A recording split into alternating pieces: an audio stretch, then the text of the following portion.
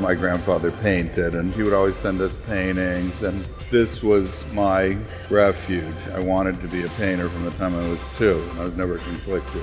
Ever since I was a little kid, I found color the next best thing to dessert. I mean, when I see color kits and colored, like, my heart starts skipping beats. Mood, everything changes with color. I love to paint rooms reds or hot pinks and push the envelope. I had a teacher in school that would hold up 2 colors and say, these colors, you can't use them together, they make you ill. So that's my go-to colors, you know. There aren't enough colors made for me. I've often invented colors. They just weren't out there until I invented them. And I like really saturated color, which is often hard to find. And I love to see how far I can go.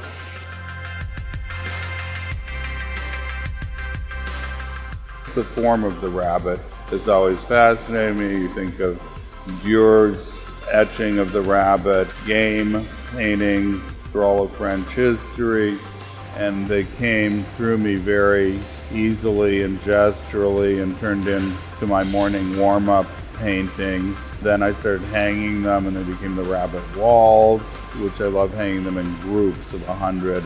Rabbits have a voice. I work with channelers and mystics a lot, and the rabbit family speaks to me and tells me that my rabbits would take me places that nothing else would. And it's always thrilling when you see rabbits. They're such adorable creatures. I mean, rabbits are welcome.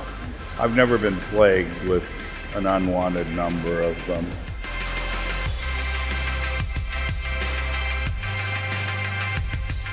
Somehow, maybe the essence of who I am as an artist, because of the simplicity of the form, is allowed to emerge stronger, not struggling with subject matter in that case, which can be limiting, has just led to a certain harnessing of my focus and giving me breadth of strength for my gestures.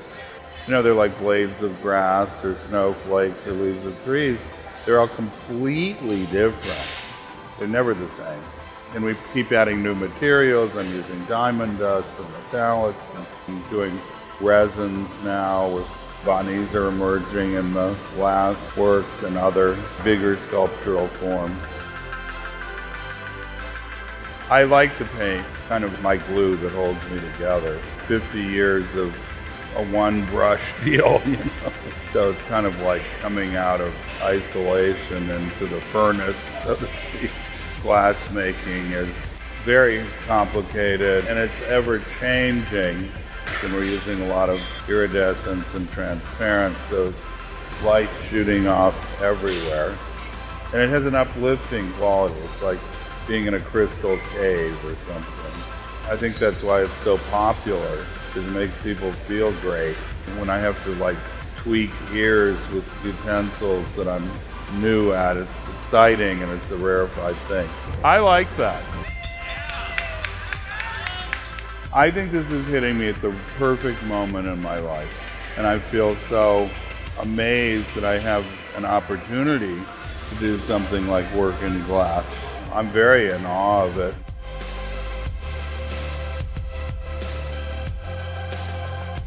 I haven't been to Seattle since 1969 when I graduated from high school, and I went off to Europe, and 50 years later I'm back, and it's amazing. This enormous production of what we've talked about, met about, dreamed about.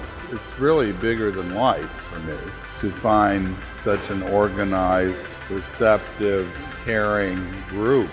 Very rare to have such a great team of people all working together to make this go forward. And speaking of goals and ideals, so I'm thrilled about it and overwhelmed by the potential and where this could go. I mean, this may be lifetimes of creative projects. I feel like I'm here for a reason. Ended up in school knowing that I was going to be an artist across the river here. But somehow this is a reunion. It's a reconnection to some energy that I wasn't fully aware of when I was 15. Profoundly exciting, and a strange reunion with this part of the world. You know, just out of nowhere, this hit me. Very exciting.